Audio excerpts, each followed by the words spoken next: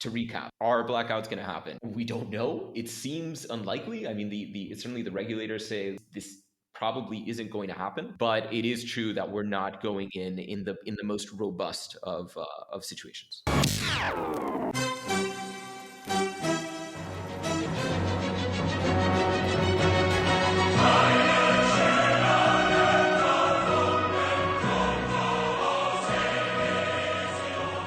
In the great Pixar movie Monsters, Inc., a parallel universe inhabited by monsters has managed to harness the power of sound, the screams of terrified children to be precise. Unfortunately, or fortunately, we haven't been able to replicate this in our universe. But as global warming increasingly starts to rear its ugly head, the need for clean energy has never been more pressing. But unlike the screams of children, energy does not come cheap. Especially not these days. The price of energy has skyrocketed in the past weeks, a result of a post-COVID recovery, increasing demand across the world, combined with many other factors. A true political dynamite, the rising price of energy could well give political leaders cold sweats as winter is coming and energy reserves drop. Will Europeans face a blackout this winter? Who should we throw the blame at for this surge? Russia? The EU, the emissions trading system, who knows? To talk about this issue, we are very glad to have Aitor Hernández-Morales from POLITICO EU and Thomas Pellerin Carlin, Director of the Institut Jacques Delors Energy Centre. If you like the show, you can get more than common decency at Mace Magazine. Mace Magazine is a fantastic magazine on British and European politics, and we've been publishing every week for them some great articles where we build on the key takeaways of our episodes. If you like the show and find yourself coming back most weeks to listen, please consider supporting the show through Patreon. We've been doing this on our spare time, and while it's definitely worth the time for sure, we've been paying all our physical and digital equipment out of our pockets, and would love to be able to have extra resources to put together special events or improve our equipment and many other cool projects we have in mind. To our patrons, thanks a lot. We can't thank you enough for your help. For those of you on the fence, we can't promise you any special content yet. But if enough of you join our Patreon, we will consider adding paid tiers with special content for our patrons and special sessions with our followers. If you can't spare the money, no worries. But as always, you can rate and review Uncommon Decency on Apple Podcasts. And I can't stress this enough. These reviews really help us a lot to grow on the competitive podcast landscape. And lastly, continue sending us your comments and questions at undecencypod on Twitter or undecencypod@gmail.com by email. Thanks a lot, and on to the show.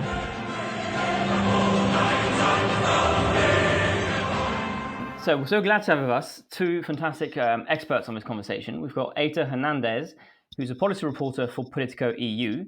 Previously, Aitor covered Portuguese politics and social issues as the Lisbon-based correspondent for Spain's El Mundo and the Cadena Ser radio network. He also collaborated with Spain's El Español, Ahora Semanal, France Courrier International, Canada's CTV News. He also served on El Mundo's international and breaking news desk, where he covered European affairs. On the other side of the line, we have Thomas Pellerin Carlin, who's the director of Jacques Delors Institute Center on Energy, and is a senior energy fellow on energy policy. His work looks at the intersection of energy policy with innovation and climate change in the context of the European Green Deal. He teaches at the College of Europe at Sciences Po and at the Sorbonne. He previously worked for France's Civil Service and at the College of Europe. Thank you for the both of us for being with us. We're very glad to have you with us for this conversation on the EU's energy crisis. Let's begin. What is happening in the EU energy market currently? We are seeing skyrocketing electricity prices across the continent. I think it's important we brush for our listeners an overview of the crisis and the socio-economic impact across the EU. Let's start with a reporter first, Aitor. Yeah. So first of all, thanks for having me. The situation is kind of a slow burn in that it's been building up over the course of the past many months, and certainly was felt in some countries earlier on. So we've been seeing pretty high electricity prices in Spain all the way back in May. We already started to see that rise, and that's been building up over the summer steadily to the point where Spain was one of the first countries to kind of bring it to the attention of Brussels and complain about it in the summer. I believe in July, the Spanish Deputy Prime Minister and Ecological Transition Minister Teresa Ribera sent over a letter to Frans Timmermans, kind of warning him and saying, "Hey, this situation is going on. Especially if you guys want to move forward with Fit for 55 and everything else, you really do have to make sure that legislation is crafted in such a way that it's not going to put a disproportionate burden on the citizenry." So when we actually get into the nitty gritty and we get into the issues that have really blown up since the fall, when we've seen the spiking electricity prices all over the block, we get into a situation that very much has to do with the structure of just the way that energy is used in Europe, but also a lot of global dynamics. So the key underlying issue that we have with this phenomenon is the issue of spiking global gas prices, and this is an issue that's been building up. Honestly, even as the pandemic was starting, I remember at that point one of the first stories that I wrote for Politico when I joined in February of 2020 was on just how volatile gas markets were becoming and how crazy the prices were becoming. Where we see this really affect the European situation is that Europe operates with a wholesale electricity market structure, which is a marginal market structure. So when we talk about a marginal market structure, it's a bit complex, but the easiest way that you can imagine it is, let's say that you go to a butcher and you buy, some very standard ham and a chicken, and then you also happen to buy a small bit of filet mignon. And it's as if the butcher charges you for everything with the filet mignon price rather than at the basic price for ham or for chicken. That's more or less what's going on. With the way that that the market works, if you look at a country like Spain, for example, you'll have 85% of power produced by renewables, which are very, very, very cheap. But with the remaining part, a substantial part of that 15% is accounted for with natural gas, and so the totality of the price that is paid for the electricity is based on the price of natural gas.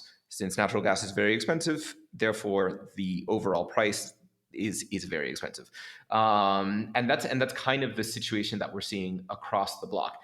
The final factor that I would say is really relevant to keep in mind is just that this has been a year with higher than average demand. So we had a very cold beginning to the year, then we had a very hot summer, and so the demand for power has been a bit higher than previous years, and certainly higher than the previous year, the lockdown year.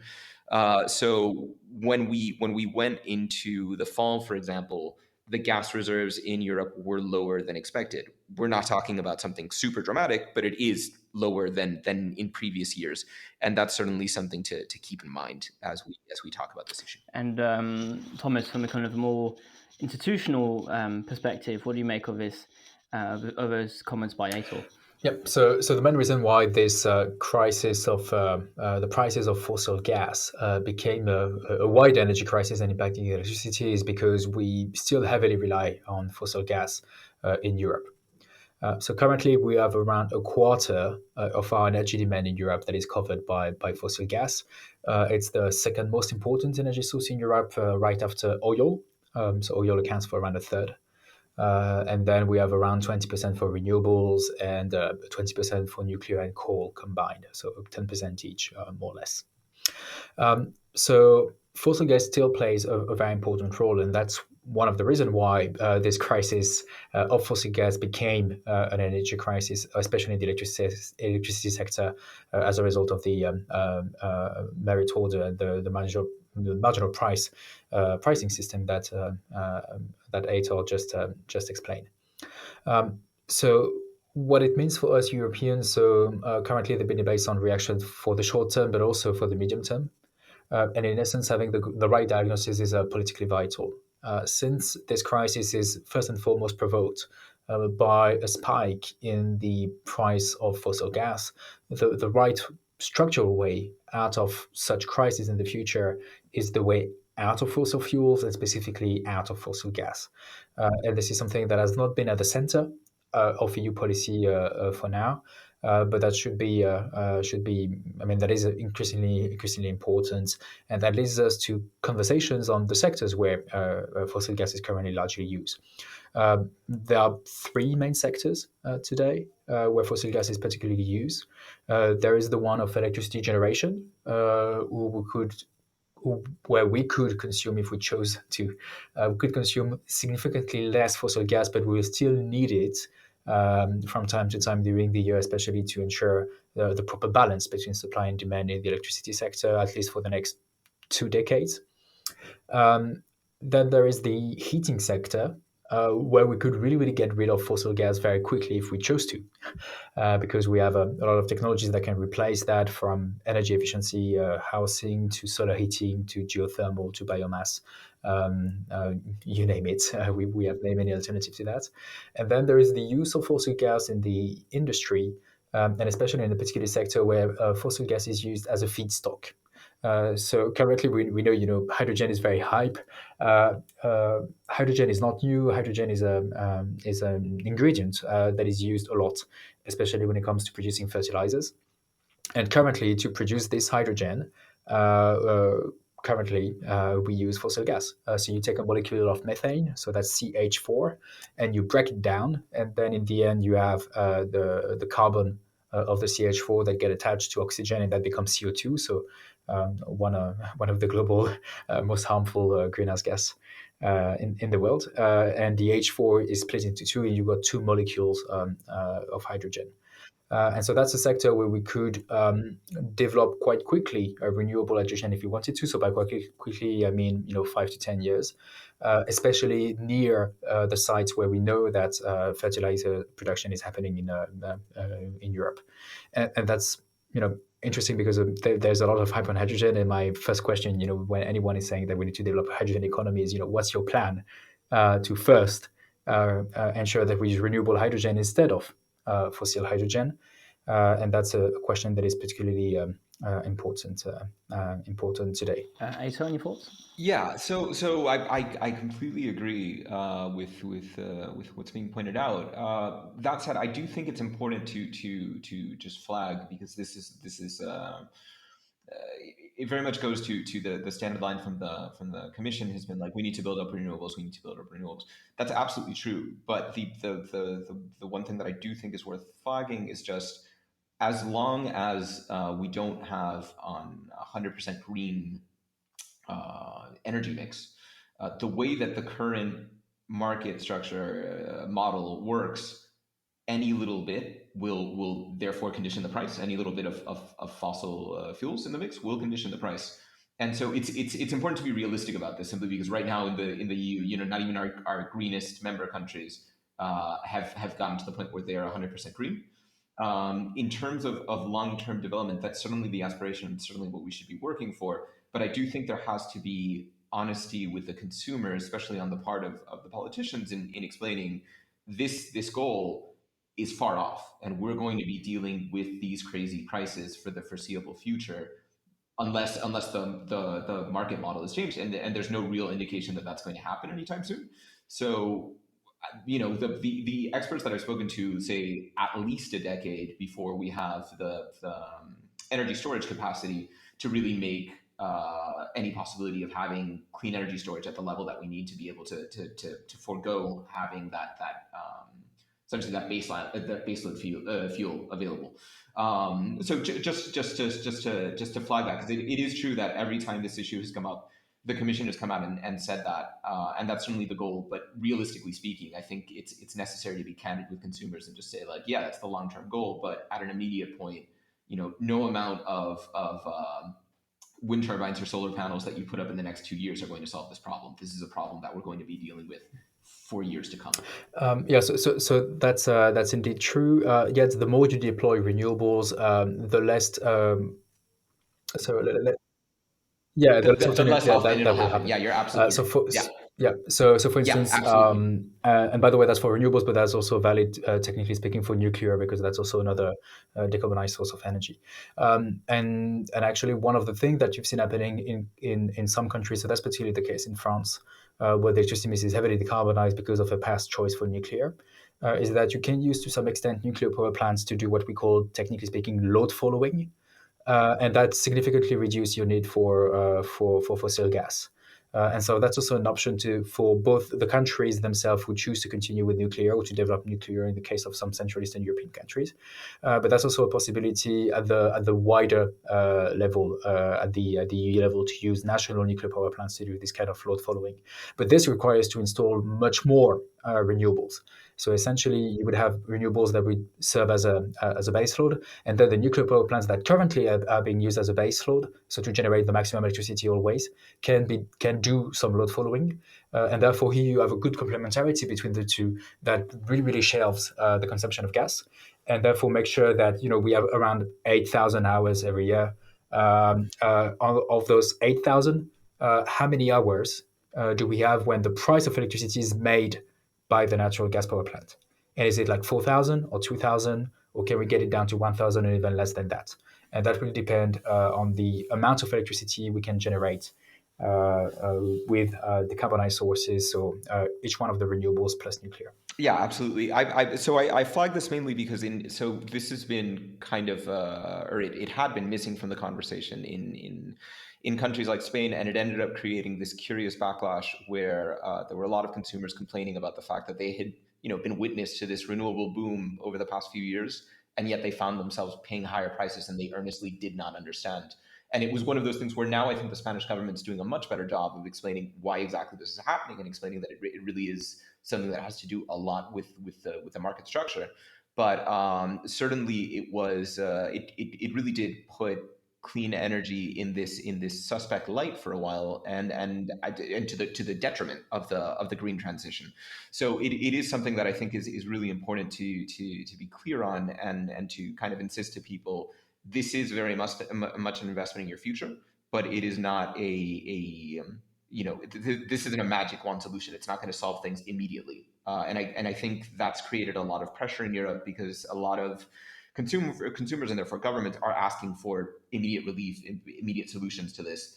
And when the response is consistently, well, build up more renewables, more renewables.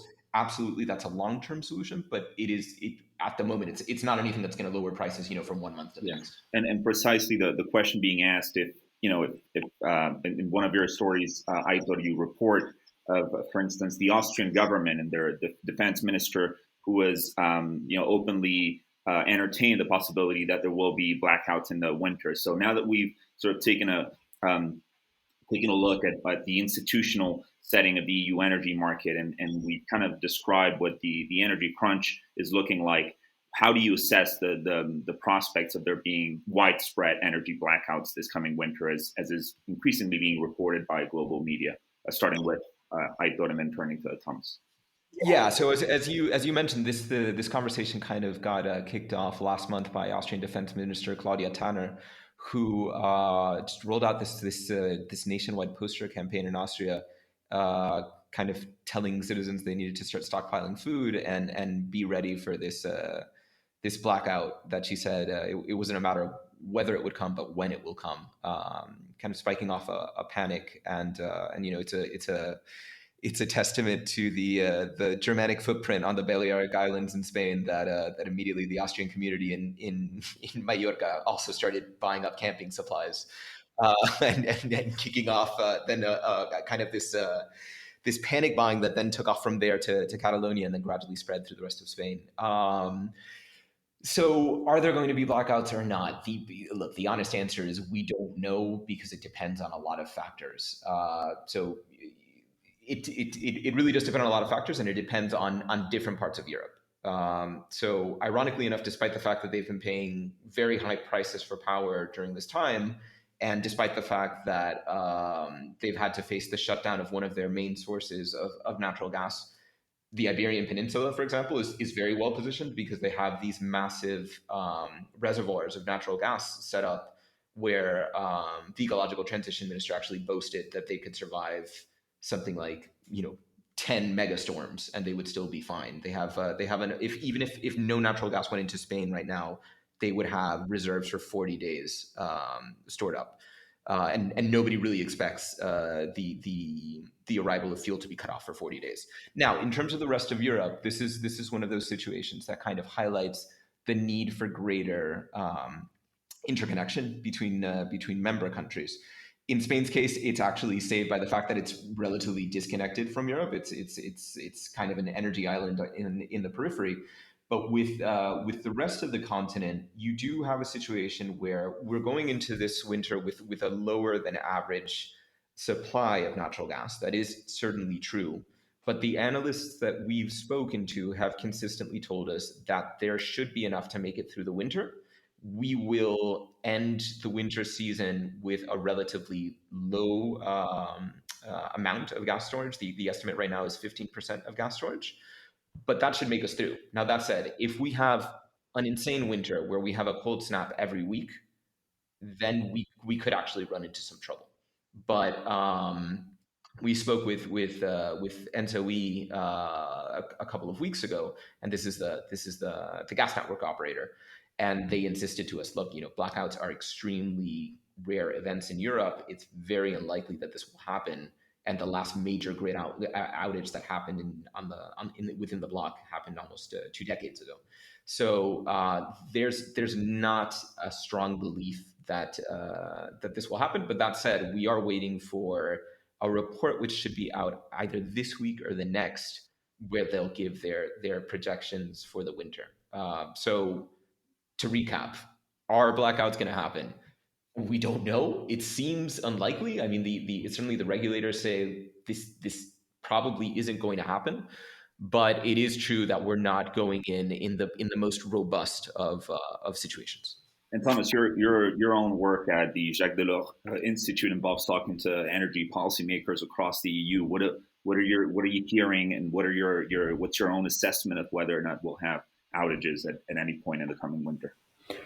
Well, if I had to give a short answer, I mean, it will depend on the weather forecast, really, and that's kind of the sad thing. I mean, we humans, we have a tendency for hubris, the idea that we can control everything, and here we're stuck in a situation where if the winter is mild, we're going to be okay, and if it's an extremely cold winter, if we have one or two big cold waves, then we're going to be really in trouble. And the question will be, to whom will we cut gas and or electricity? And so here also there's a political choice. If by blackouts you mean like a vast blackout like the one that happened in Texas in February, obviously this is not going to happen because the EU has done some genuine regulation on the electricity and the gas market, which Texas did not do. And Europe is pretty well integrated compared to Texas with the rest of the US, because, for instance, the Texas electricity grid is totally detached, physically detached from the rest of the USA. Why this is, apart from a few islands, this is not the case. You have a physical interconnection going from Helsinki to Lisboa, for instance. So we don't know there. Maybe it's because I spend too much time in the French military, but I think it's always good to prepare from the worst case scenarios, just to be prepared. And just the fact of being prepared is likely to reduce the impact and also the likeliness of occurrence of that particular scenario. So that's why I think it was positive what the Austrian government said, and I was not surprised that it came from the defense ministry. to be honest, I would wish if there were this kind of a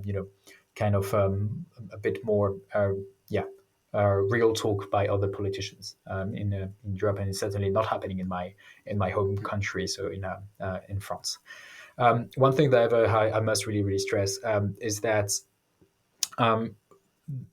one thing that is going to be particularly helpful for many Europeans is that we have some kind of coordination of gas storage in Europe and gas transfer.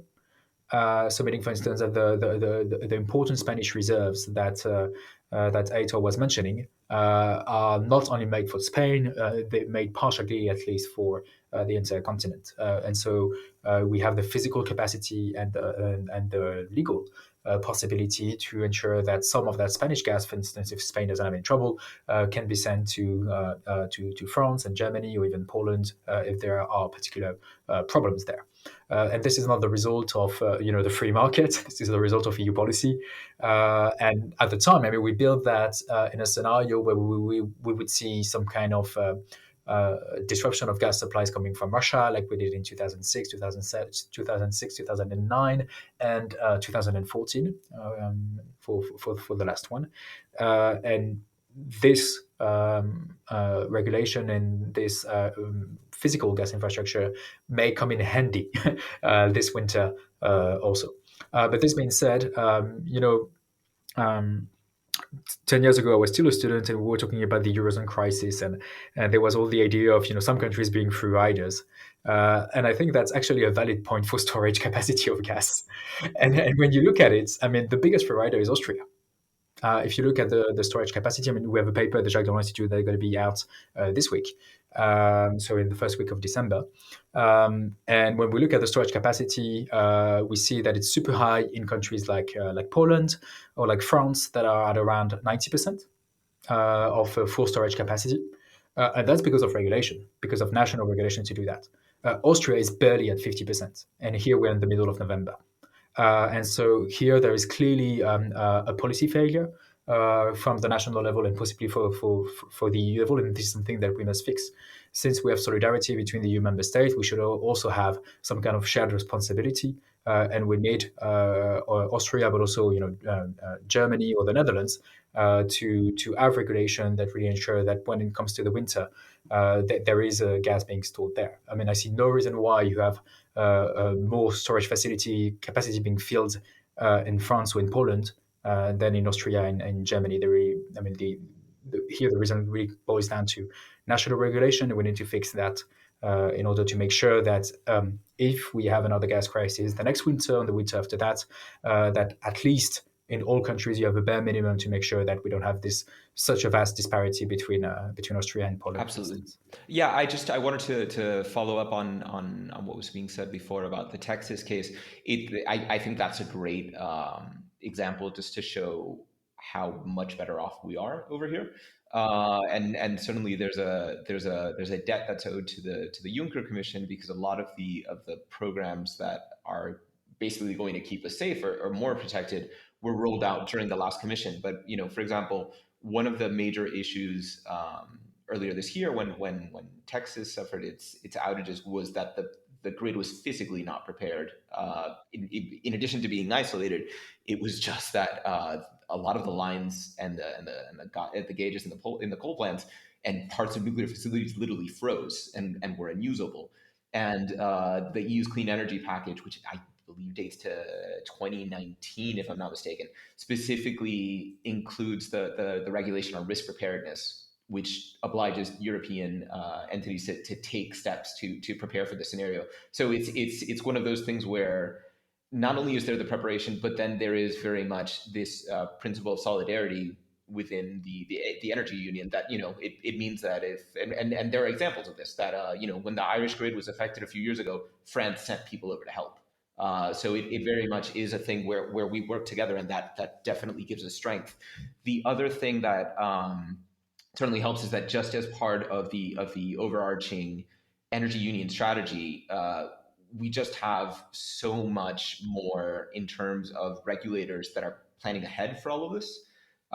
So we really are just in a pretty robust position, and certainly well before the Austrian minister gave her warning, the regulators were already looking at this and preparing for it. So we're not getting caught off guard here, despite the degree of panic that there seems to be in some countries. The institutional side that oversees the EU's energy union is working very efficiently, and these are very competent. Yeah, I think that's very important to underline. I mean, if one of the greatest success of the European Union recently has been precisely that, and so you see that also this kind of frontline cooperation at the European level, beyond the meetings in Brussels. So, for instance, a couple of years ago, I went to the southwest of France, in Toulouse, And I saw that one of the guys that were working for the French transport system operator of electricity was a Spanish national who was actually was hired originally as an engineer by the Spanish company. And it was sent to be, kind of, seconded to the French company, and there was a Frenchman who was sent to the Spanish one. And this kind also of very concrete cooperation between electricity transport system operators also help to smooth cooperation and make sure that I mean, on the electricity sector, I mean, we are definitely stronger together. That's not just a motto for a political campaign. That's physically true, that we are stronger together when we are Europeans. Just a word also on Texas. I think it's quite fascinating, and it tells us something about the European Union as a de facto federal body. Um, we have a lot in the EU debates the comparison between the European Union and the US. And generally speaking, obviously, the United States of America is more federally integrated than the EU. That's absolutely true. Absolutely true for the military, for foreign affairs, for monetary policy, you name it. But if there is one sector where the European Union is far more integrated federally than the US, it's definitely the energy sector, and especially the electricity sector, but also climate. And to me, that really speaks to the success, what is the large success so far of the European energy and climate policy that really restarted in the 90s, but really took shape at the beginning of this century during the Barroso Commission, but also the Juncker Commission that Aitor spoke about. And you see that what happened in Texas is unbelievable, first and foremost, and it's something that would never happen in Europe. But not because we are smarter, just because we have people that in the past, concrete people in the Commission, the Parliament, the Council, that adopted the right policy choices to make sure that this would not happen. To go back to the current crisis, over the past week, we've heard many calls from different figures for a rehaul of the EU's toolbox on energy. So, for example, the French want the price of electricity to be partially decoupled from the price of gas. This is what Aitor explained on how we would pay for the cost of filet mignon, even for like basic ham. So maybe kind of decouple the filet mignon from the ham. And take into account cost of production, which would be quite convenient for the French who rely on nuclear power, for example. The Poles want to use it as an opportunity to curtail the emissions trading system. So there's a lot of ideas thrown around. None of these look like they are actually going to be received, as there's an important block of northern countries that argue that the crisis we're currently facing is a short-term blip. Are we deadlocked? Is this situation not going to change? Are we kind of trying to muddle through the winter and hope for the best? Or are there some realistic short-term fixes and maybe political landing grounds we can see across the bloc? Aitor? So the wholesale electricity, the marginal market system is designed to provide utilities with opportunities to recover investments and operating expenses, and it's worked like this for years and years and years. And every analyst that I've spoken to, people far more intelligent than me who really, really, really understand this stuff in depth, always say, look, alternatives have been tried. Notably, California tried a different system, and it ended up being more expensive. So the consensus is that this is the best of all possible worlds when it comes to electricity market structures. Now, that said, yeah, sure, everybody's going to want their own particular thing, and certainly the Polish capacity to to rail against the ETS in any possible context is always fascinating to me. I'm convinced you could invite the Polish to a debate on Erasmus, and they would also somehow mention the emissions trading system and why it's so bad. But realistically speaking, no, they don't have the votes. I mean, I don't even think it's a matter of deadlock. It's a matter of they don't have the votes. There is going to be a push, from Paris and from Madrid and from Athens, because I think politicians are under a lot of pressure. This situation is extremely grave, and it highlights the fact that there are going to be losers in the green transition, and that's a reality, and it's certainly something that we don't talk about enough. And the tendency, I think, has been to to paint the green transition as a transition that's all about opportunity, and we're going to phase out some fields and move on to more prosperous ones. I don't think that's a lie. I don't think that's a lie at all. But the reality is that, as happens with any major shift, there are going to be serious growing pains, and these are part of them. And if we want to be moralistic about it, we could very much argue that the pain that we're feeling now is the result of the lack of work before. Had we started this transition way earlier, maybe the impact would be less bad. As was pointed out before, if we had a much larger base of renewable energy generation, then maybe we wouldn't be going through this now. But the reality is that we are going through it now.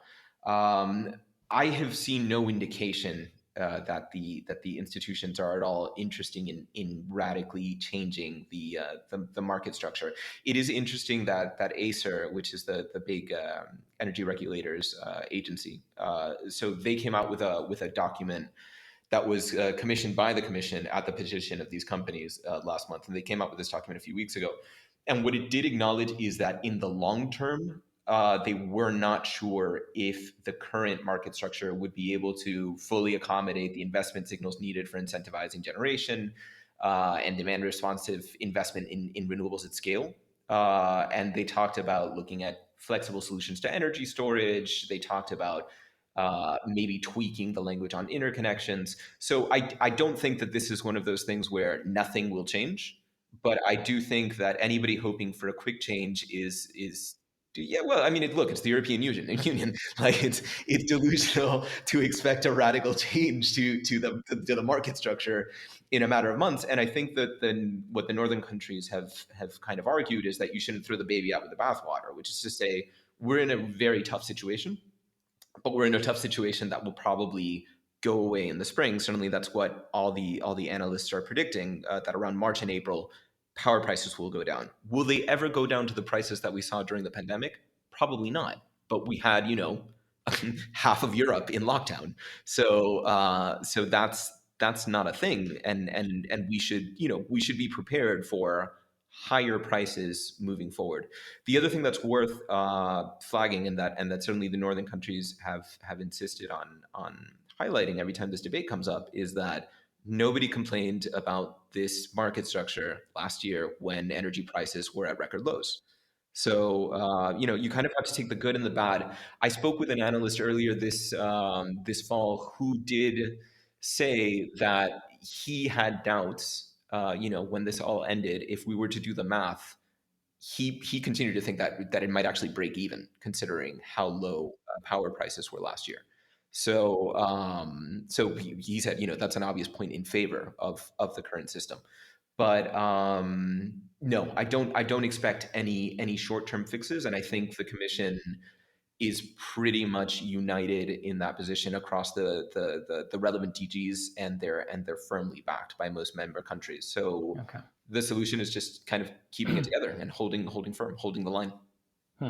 And so, Thomas, feel free to bounce back on that, but maybe if there aren't any short-term fixes, what would a kind of long-term evolution look like? Sure. I think the first one key point to stress is that, this crisis is not the result of the clean energy transition. It's the result of lack of progress in the clean energy transition. If we had renovated 30 million more buildings than we did over the past decade, if we had deployed, solar heating systems everywhere in Europe, like it was done to some extent in Austria and was done largely in other countries like Israel, but we'd be in a much better situation. I just take the solar heating example because it's just such a low-tech, no-regret option. We have around 15% of the energy consumed in buildings that is just for heating the water. A solar heating system is a technology that it was created in the early 20th century. It was largely deployed in the US during World War II to use less oil to ensure that the GIs will have more oil to fight World War II. So that's a super old technology that we could have developed far earlier. Had we had done that, we would be consuming less electricity and also less natural gas, because currently our water is largely heated with natural gas first and electricity second. This is not a short-term fix for everything, But this, can be helpful because that's something that can be rolled out for a few hundreds of thousands of buildings in Europe quite quickly. So yeah, and let me go back on the political issue. So we talked a lot about the losers, but there are a lot of winners of that situation. And I find it surprising how much we talk about the loser and how little we talk about the winners. To its credit, I think the only government, at least that I know in Europe, that really put that on the front burner was the Spanish government, with the idea to have a special tax on the windfall profits of electricity generation companies. And that could be a way forward for some countries, at least, because those companies, when they're producing electricity, not only selling it but producing it, they make a lot of money, especially if they're producing that with renewables, but also nuclear. So yeah. And the Nordic countries, the Nordic governments are absolutely right when they say that nobody complained about the market system last year or 2 years ago. And the complainer in chief, so to say, today is not actually France as a country. It's not even the French government. It's the French economic minister, Bruno Le Maire, whose position still to me is not clear whether it's the position of Bruno Le Maire as a minister or of the French government. At least it's unclear to me at this stage. And is clearly calling for a massive change in the EU electricity market design, which I find, I'm not surprised given the kind of political animal that Bruno Le Maire is. But this is a market system that was created by French, Marcel Boiteux, in the 1960s. That was a system that was deployed in France back when France was a state monopoly of electricity back in the 80s. It's a system that was then later used at the EU level. It was validated with every electricity market design directive, and the last one that was adopted was part of the clean energy package that was adopted in June of 2019. And in June of 2019, the French economics minister was Bruno Le Maire. So that's something that he did agree 2 years ago. So maybe he did change his mind, but he's totally allowed to change his mind. But then in this case, we should come up with concrete solution. Here, it's so I really said the term in French, agitation politique. I don't know how you would translate that into English, but yeah, I guess that's that's it. And that boils down to the fact that the French government's approach to that crisis was to say, okay, we're going to slow down the price increase, but not stop it. We're going to give an extra €100 to a few million people and hope this will suffice to make sure that this can hold politically 6 months before the election. Having someone to blame is always useful. And in any national context, blaming Brussels is always easy because nobody is defending Brussels in the national media. Yeah, no, just to follow up on what was said before in terms of being laggards in this process and now paying the consequences. I remember one of the first stories that I wrote when I started out as a journalist back in 2009 was I went to Denmark, where at the time they were launching a major renovation initiative, and they were doing works, replacing windows and working on heating systems. It has been fascinating, what is it? What are we now? 12 years later, to be reporting on this as a European initiative and seeing it, and seeing now Spain is going to take the biggest renovation wave of its history. But it is a shame when you look at it and you think, man, national policies could have been different.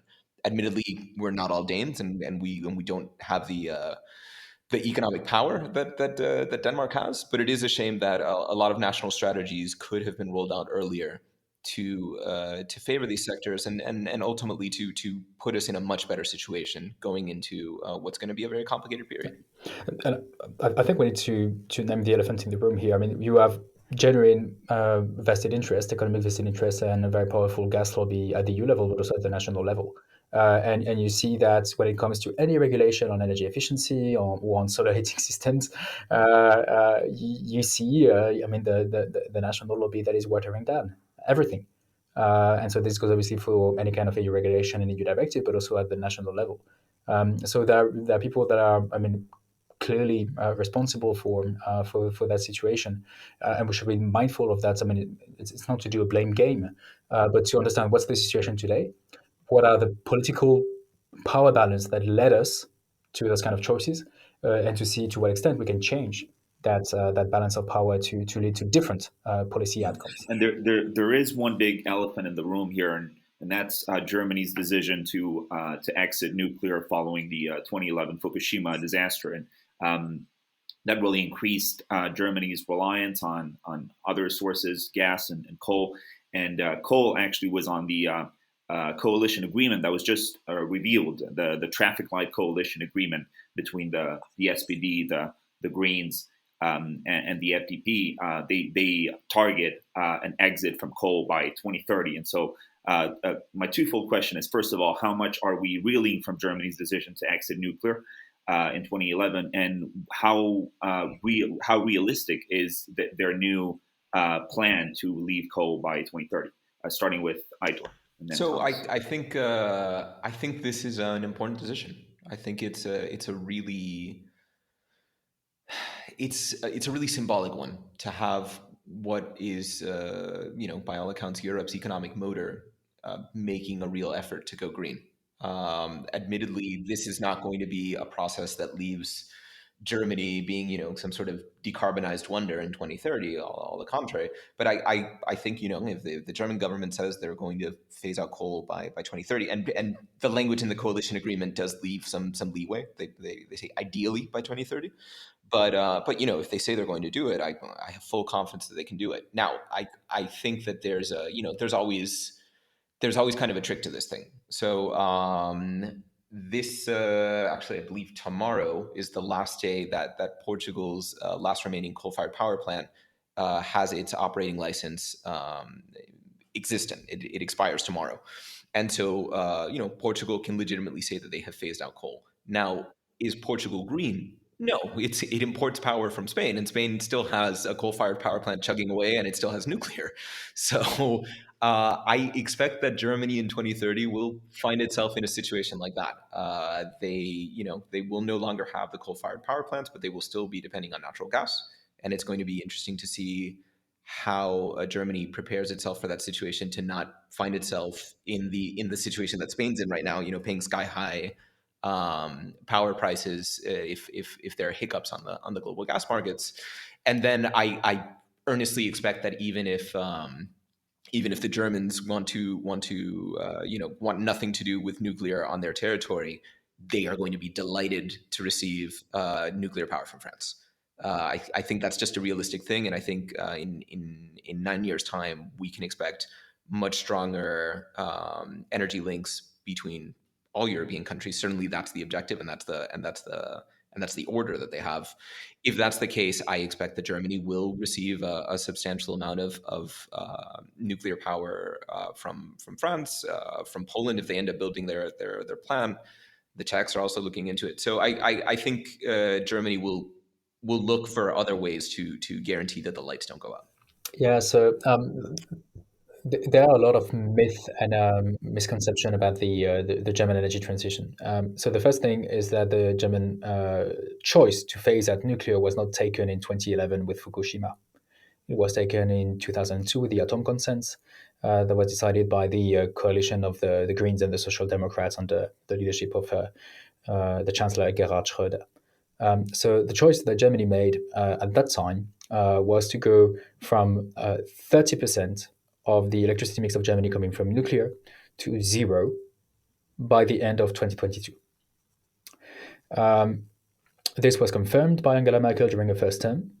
And then during the second term, she tried to delay that year. So she didn't want to create new power plants. But under the pressure of the FDP, she wanted some nuclear reactors to be used for a couple of years longer. So this started a debate in Germany. There was obviously a fierce opposition, including in the parliament.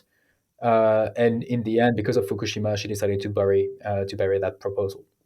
So Fukushima played a very minor role, actually, in the German nuclear story, contrary to what is often said. So there's this tendency to portray the German choice to phase out nuclear as some kind of irrational stuff taken under fear against after Fukushima, and that's not true. That's not what happened. It was a conscious, political, reflected choice of Germany to phase out nuclear because of a rational fear and sometimes irrational fear of risk linked to radioactive waste and nuclear accidents, etc. So that's the first thing to understand. The second thing is that's a very slow phase out, going from 30% to 0% in 20 years. That's quite slow. And Germany is succeeding to do that. And they're succeeding to do that thanks to a massive boost of renewables, which would not have been at that scale had it not been for that super popular choice to phase out nuclear.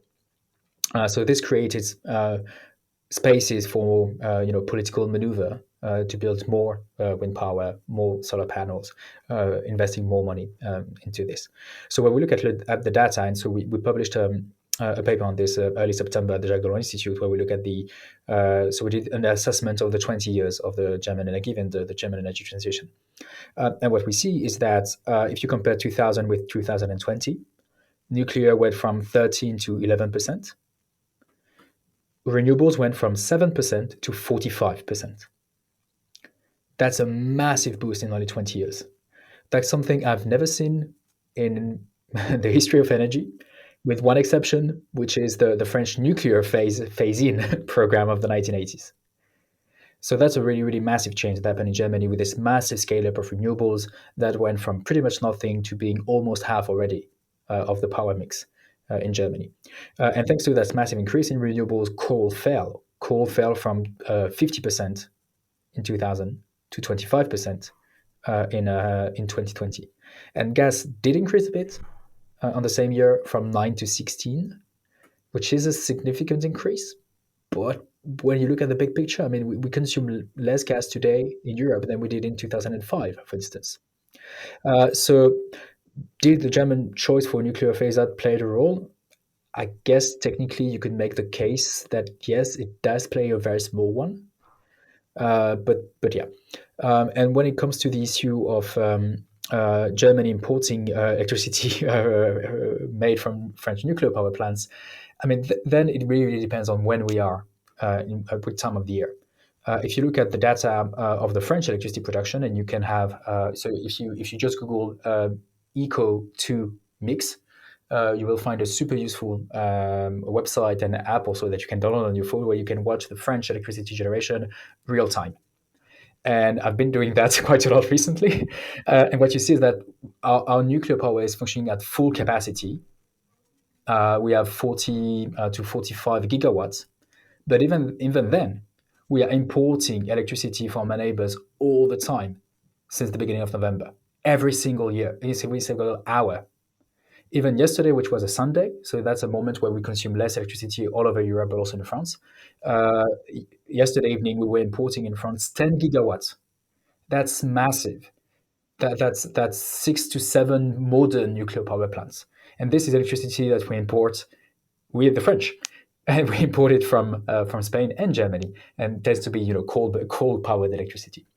So the idea that the Germans would be happy to use nuclear electrons, I mean, yes, but that happens rarely throughout the year. So that's mostly in the spring and in the summer. So that's nice.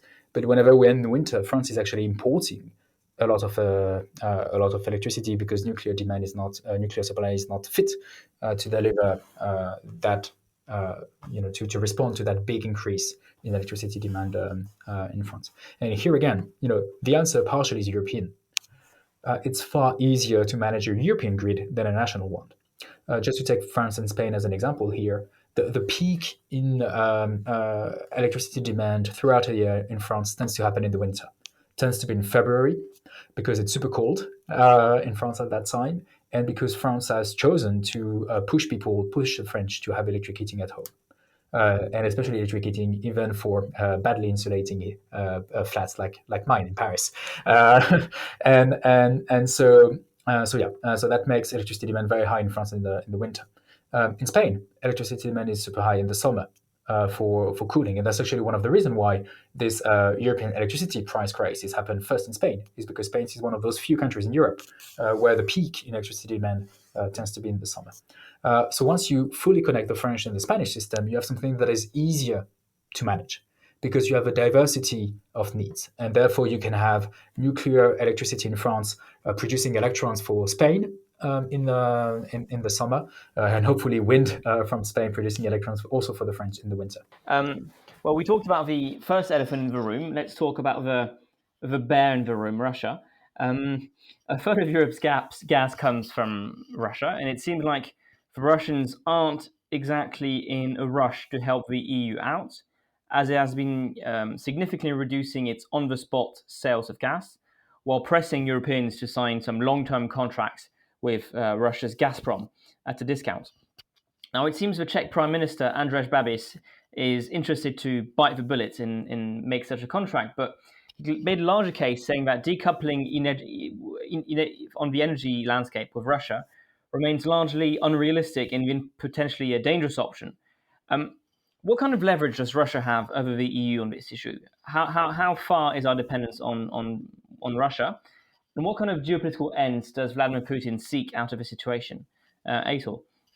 So I mean, the first one with that is so Babish is now out. Yep, so that's a very good point. Yeah. So I have no idea what the new Prime Minister Fiala's position is on it. I don't know if he's as ardent a supporter of keeping up those relations. So I think overall, we have to be realistic about the fact that Russia is not a member of the European Union. So they have no particular obligation to us, and I would even go so far as to say that in the world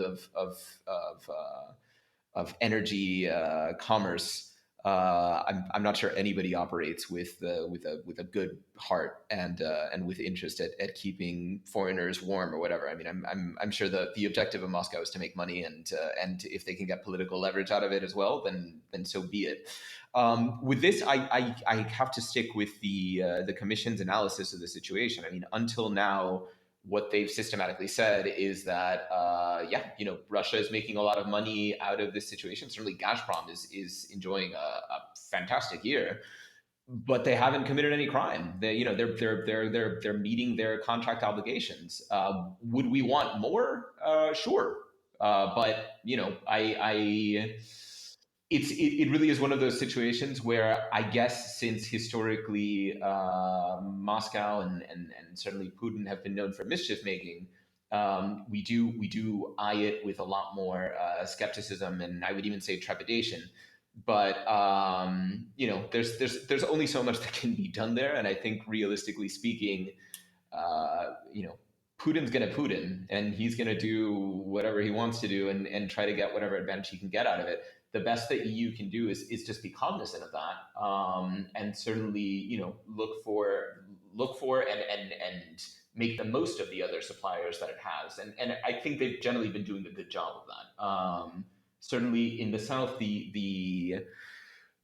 obviously they're not affected by Putin, but in the south, on behalf of the bloc, the Spaniards, have been visiting Algiers every 2 weeks to ensure that Algerian gas is still coming into the bloc. I know that we've been just regularly reaching out to the Norwegians as well. So the efforts are going on, the diplomatic efforts are going on. But beyond that, we have to hope for the West and hope for the best and plan for the worst is what I would say. Yeah, Thomas, Germany has decided to stop the Nord Stream 2 license with Russia. How far is Germany and more generally Europe's dependence on Russia energetic-wise currently? Is this a bit of a myth, or is there a fair point now that we are ahead of a cold winter? So we depend from Russia for about a third of our energy. That's true for gas. That's true for oil also. So it's significant, but it's not like 100% dependence. It's something we can definitely manage. So just to correct one element, so it was not the choice of Germany to stop Nord Stream 2. It was the choice of independent German judges to say that Nord Stream 2 could happen under specific conditions. So it's a choice that the outgoing German government really did not support. So sometimes in debates we say like Germany and France, and I mean those tend to be. I mean, also we did that in our conversation, just to be clear. But for instance, it's not the Poles that are against ETS1. That's the current Polish government. That's a specific group of people. That's not an entire nation. So let's never forget that.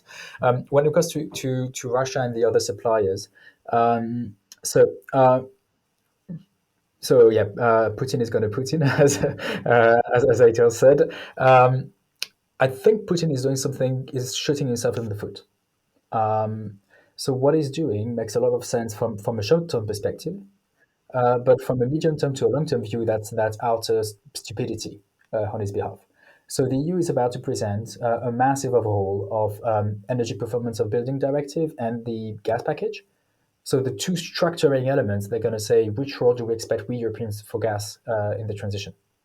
And at that moment, where we are deciding something that is crucial for future gas demand in Europe, and therefore future Russian gas demand in Europe, Putin is playing the role of reminding us that fossil gases can be extremely expensive. It can really, really shake our economy to the bone, and that it makes us extremely dependent on someone that we don't like, geopolitically speaking. So I see the economic interest at play here in the short term. There might be some political interest vis-à-vis Ukraine that I'm not privy to. But when it comes to the medium to long-term interest of Russia, that's really, really, really a bad idea. What Putin is doing for his own national interest. When it comes to the other suppliers, I mean, the situation is not great. Huh? Uh, the Americans really developed natural gas extraction in the US. They promised us that whenever we had troubles, they would send us what they call at the time freedom gas. So yeah, and this freedom gas is going to this free open democracy that China is today. So that's really something where I think, I mean, just for the sake, I mean, as Europeans, we should defend our interest. We should not only, blame Russia. We should blame Russia when our interests, are there. But obviously, Russia doesn't want to be victimized, and it would make sense diplomatically, I think, for us Europeans to also blame the US because they made promises and they are not holding up their end of the bargain. So yeah. And the third supplier, which is the biggest, the most disappointing failure, really, of the past decade, is Algeria. Um, Algeria, if it continues like this, will stop being a gas exporter. Partially because they stop investing as much as possible in gas production, but first and foremost because they are burning more and more and more gas in Algeria for the domestic market to generate electricity. And that's just outrageously stupid. First, from a climate perspective, because they're emitting CO2 where they could, just develop solar power in Algeria, which would make a lot of sense from an energy perspective and an economic perspective. And it would be great also for the export, because they could continue to export natural gas, which is really the backbone of their economy and of the current political regime in Algeria. And so here, what Algeria is doing is just to promote the status quo of the men and women, well, especially the men that are ruling Algeria both economically and politically. They are continuing the current policy of underinvestment in gas production, underinvestment in renewable electricity generation. Today, it's around 95%, so almost 100% of the electricity generation mix in Algeria that comes from fossil gas. In a country with that level of sun, that's just make no bloody sense from a general interest perspective. And that's something where consistently we've largely failed as Europeans to kind of change the situation there. So I don't really have a silver bullet to propose, but that's definitely one country with which we should definitely work, because there is an interest for both climate and geopolitics to ensure that Algeria does a shift to renewables and therefore can export more Algerian gas to Europeans. Well, thanks a lot, Thomas. Thanks a lot, Aitor, for this great conversation. A lot of insights and depth. And thank you so much for being with us. I think we've covered a lot of ground from Germany to Russia to the United States. I always love America's capacity to label its energy. Freedom gas is extraordinary. Reminds me of freedom fries back in the days. Yeah, so thank you so much for both of you. And to our listeners, I say see you next week. So, Jorge, Aitor from Politico EU and Thomas from l'Institut Jacques Delors are out. What did you make of this very interesting conversation on energy? I have to admit, I learned a lot of things today. Yeah, well, I think so. I think part of the conversation we've just had kind of speaks to the increasing importance of energy to European society. I think what we saw with the Yellow Vest movement in France a couple of summers ago was well, I mean, it was through the year 2019 mostly and into 2020. But what we saw there was, this populist movement that essentially yelled at the ruling class that they wouldn't stand any more energy price increases, right? Any more sort of ecological taxes. And I think this is an issue that we can no longer afford to ignore. I mean, the price of energy in the context of heading towards an energy transition is paramount. I mean, the European Commission wants the EU to be carbon neutral by 2050, and increasingly member states such as my own in Spain, where a leftist coalition rules with a specific ministry dedicated to the environmental transition, but in the context of a Europe that is increasingly bent on accelerating the path to climate neutrality. I think we can no longer afford to ignore the issues that come with it, namely the price of energy and the price of renewables. And the other thing that the other kind of comment that was sparked by the conversation was the growing importance of Russia. I mean, back in the days of stagflation in the 1970s, when energy prices increased, Western countries would routinely plead their case to OPEC, to the OPEC cartel of countries, of largely Gulf monarchies, and now you're no longer seeing that as a result of the transition towards cleaner sources of energy, primarily gas and renewables. So now you see Russia playing a larger role, and I think one of the more interesting developments that we just saw in the past week was Germany's about face on Nord Stream 2. And in fact, you and I have covered Nord Stream 2 on this show before. We hosted John Kampfner, who kind of gave us the official line on Nord Stream 2, namely that Germany does not appreciate Russia's human rights abuses, but that when it comes to energy, we have to reach a modus vivendi. So and now they've kind of turned back on that policy. So yeah. So what did you think? I thought it was interesting, that the whole conversation on the price of energy, environmental transition, is an important one. I think they both laid out how, because we were late in that transition, we are paying the costs. Because, for example, houses aren't isolated well enough. So in many ways, we have lost a lot, not just kind of on the environmental front, but even on kind of the economic front, we've lost a lot of time. But nonetheless, I think there was an interesting comment made by Kadri Simpson. She's the European Commissioner for Energy. She argued that trying to reduce the general cost of energy would also have a side effect of making renewables less attractive, less competitive. Yeah. And kind of reaches to the kind of general point of... Yeah. And sorry, just to be clear, what she meant there in that comment is that when you raise the price of energy, you disincentivize investment into new capacity, right? Like aeolic windmills. Yeah, absolutely. And, absolutely. Yeah. And but it kind of raises the question of, I think there was I've been listening a bit to Jean Covici. He's a kind of French guru on those green conversations.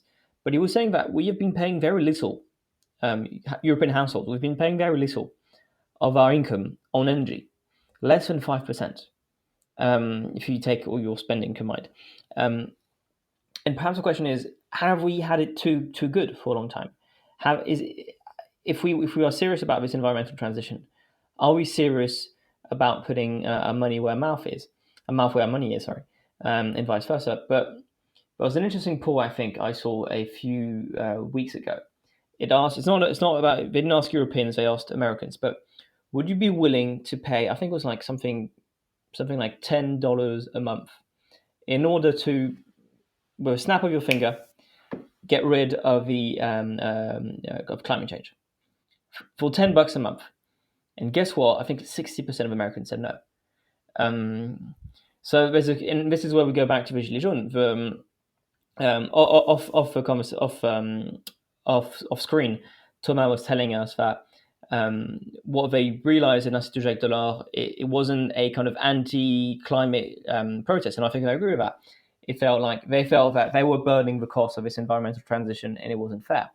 But nonetheless, I think at some point we are going to have to pay for it, and the question is, how easy would it be for governments to shoulder that cost? And in the end, Macron didn't want to shoulder that cost. He he stopped the increase of taxation on fuel, which was what sparked the crisis in the first place. He froze that increase, that planned increase.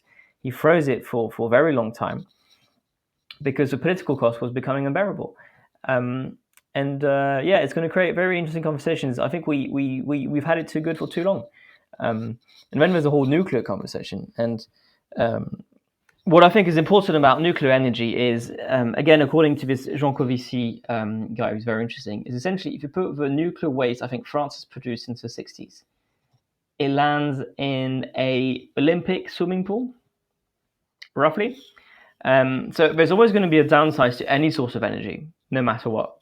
There's always going to be a downside. I think the question is you have to pick your poison. And France is kind of selfishly pushing nuclear because it's producing a lot of it. But it's a good solution for a lot of countries. The nuclear waste issue is bad, and we're not really sure what to do with it. But so far, it is somewhat manageable. We dig it in very profoundly and put a lot of kind of layers on top. And the alternative is having very kind of polluting energies. And we can't only rely on renewables as well. I think that's something we didn't talk enough about today. But renewables, if there is no sun, if there's no wind, we don't have energy. And when there is too much wind and too much sun, we do not know how to stock that kind of energy very well. So we need something else. And for many countries, the alternative energy is gas. But it could be nuclear. I think nuclear is very flexible. You can turn it off and turn it down pretty quickly, or you can just change the output pretty quickly. So with that, we conclude this week's episode on energy. I just want to remind our audience to please like, share, and subscribe to our show. Also, please consider making a donation to the show through Patreon at patreon.com/undecencypod. And you can reach out with any questions or queries you may have on Twitter or by email at undecencypod@gmail.com. Thank you so much, and see you next week.